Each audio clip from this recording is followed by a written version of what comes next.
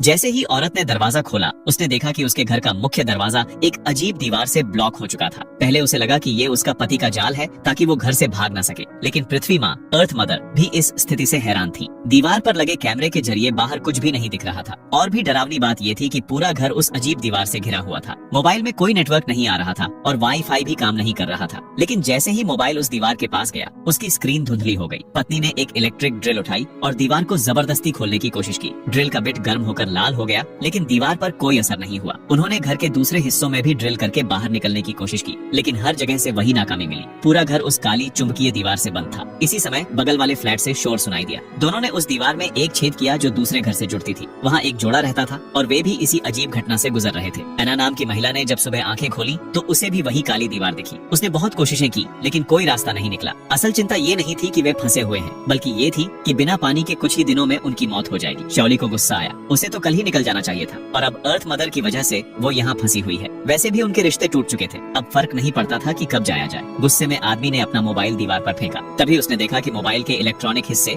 दीवार से चिपक गए। ऐसा लग रहा था जैसे दीवार में मैग्नेटिक फोर्स है। इस बात को जांचने के लिए डिमू ने एक चम्मच से टेस्ट किया। वही परिणाम मिला। दीवार पर 4 बिंदु ऐसे थे जहाँ चुंबकीय शक्ति सबसे ज्यादा थी। उनका पैटर्न एक चौकोर स्क्वायर जैसा था। शायद यहीं से दीवार का रहस्य हल किया जा सकता था। शाओली ने सभी लोहे की चीजें उन 4 बिंदुओं पर रख दी, लेकिन वो चीजें कांपने लगी और फिर सारी चीजें उल्टा उछलकर वापस आ गईं। साफ था वो दीवार को तोड़ने में नाकाम थे। अब बस यही उम्मीद थी कि अगली सुबह तक कुछ बदल जाए। तभी फिर से बगल वाले घर से शोर हुआ और एक महिला की चीख के साथ सब शांत हो गया। डिम और उसकी साथी ने तुरंत दीवार में बड़ा छेद करके अंदर झांका। उन्होंने देखा कि एना जमीन पर खून से लथपथ पड़ी थी। उसका प्रेमी मार्विन अचानक सामने आ गया और उसने डिम को गिरा दिया। जैसे ही डिम ने मार्विन को काबू में करना चाहा, एना जिंदा हो उठी और सब रोक दिया। असल में ये सब एक गलतफहमी थी। खून मार्विन का था। वो दीवार को तोड़ने की कोशिश कर रहा था क्योंकि वो नशे में था, इसलिए शोर हुआ और उसे बांध दिया गया ताकि वो और हंगामा न करे। डिम को मार्विन के घर में एक कुल्हाड़ी मिली और उसने दीवार को तोड़ने की कोशिश की, लेकिन कोई असर नहीं हुआ। शाओली ने सुझाव दिया कि शायद नीचे से रास्ता मिल जाए। घर के नीचे एक पुराना एयर रेड शेल्टर था जो युद्ध के समय बना था। चूंकि यह अपार्टमेंट फ्लैट था, ऊपर के अलावा सब फ्लोर पतले थे, इसलिए नीचे छेद करना संभव था। डिम जैसे ही नीचे पहुंचा, वहाँ मिस्टर ओजवाल्ड